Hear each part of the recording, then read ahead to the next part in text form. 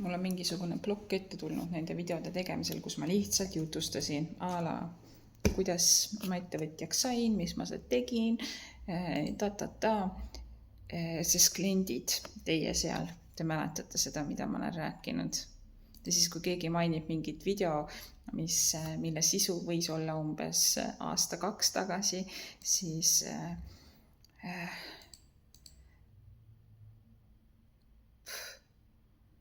see tekitab tunnet, et kui ma siin midagi avaldan teile, siis see ongi puhas kuld. Tegelikult ei ole.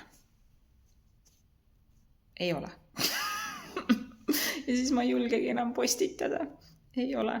Ajas asjad muutuvad ja see on hästi palju, mis ma olen siin jutustanud elulistest asjadest. See on puhas ainult minu arvamus ja see arvamus on tolle hetke arvamus.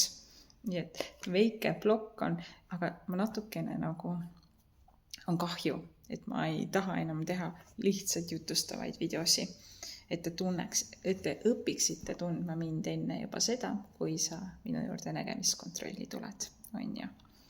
Nii et miks ma enam ei jutusta?